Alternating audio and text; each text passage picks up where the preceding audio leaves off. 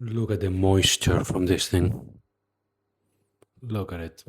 Okay, so it's been a while since I don't do a video, but my daughter has been asking me to do a video, so here it comes. Today is the final of the World Cup and Spain is playing, so I've decided to do a dish that takes me all the way back to Spain 14, 15 years ago. It's not a very Spanish typical recipe, but it's something that my mom used to prepare and I loved it. It's some sort of a bolognese, but not really, but it has a Spanish touch with chorizo.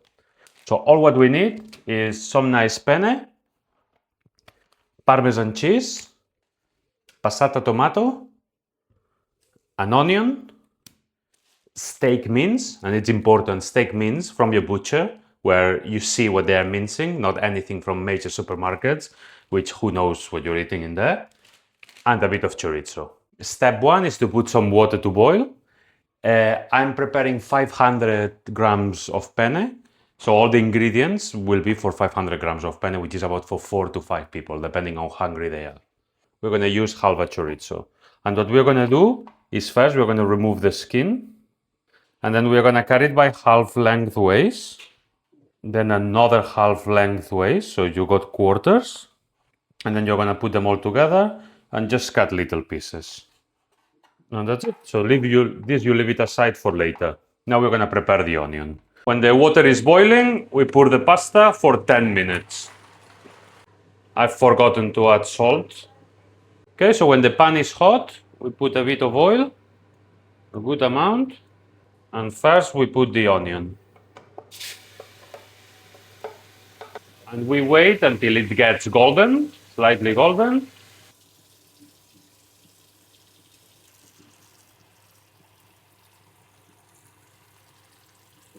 To make sure it doesn't stick while we are cooking the sauce, we put it back on the pan and we put a bit of olive oil. This way we'll make sure that the pasta doesn't stick. When the onion is like this, nice and golden, we put the chorizo, and if it's gone a bit dry, we put another little bit of oil. And we wait a couple of minutes until the chorizo is a bit fried. Okay, so when the chorizo had a bit of time to fry, we put 500 grams of steak mince. So we break it up like this, and now we will add a bit of salt. We'll be able later at the very end to add more salt if it's not enough, and we keep moving. And basically you are looking until all of the meat mostly looks like done. Then we're going to put the tomato sauce. Okay, so when the meat is like this, nice and brown, it's ready for the tomato to go in. Don't worry if some of it is not fully done. Now it's going to spend 10 minutes with the tomato sauce. So then it will finish cooking. We give it a good mix. And now once it starts bubbling up, it will be about 8 to 10 minutes until it reduces. The best part of this recipe is the mess that it makes. So now I'm going to try it for salt. See if we need to add any more salt. Don't grab a piece of chorizo to try it because chorizo is quite salty. Just try a bit of meat and sauce. Perfect. Okay, so it's ready. So now we are going to mix it with the pasta.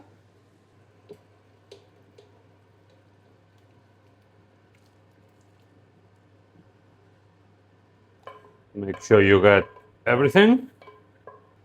And then you mix it nicely.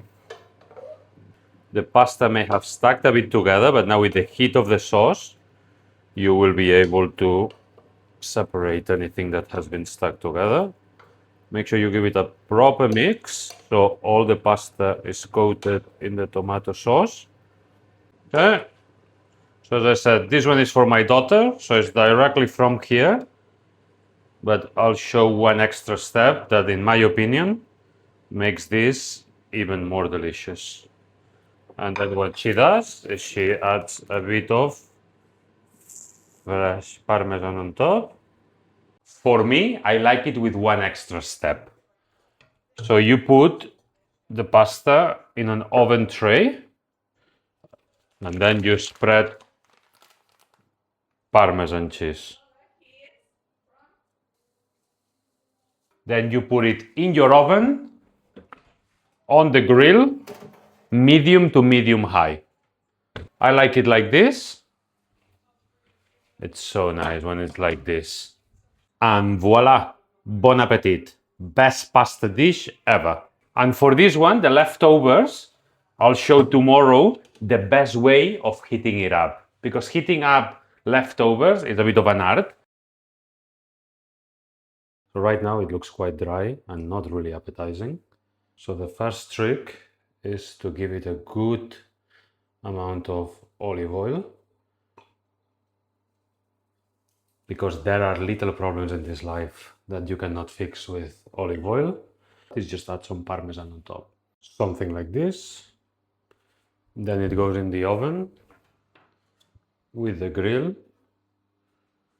medium high, until the cheese is how you like it. So this is ready. Look at it.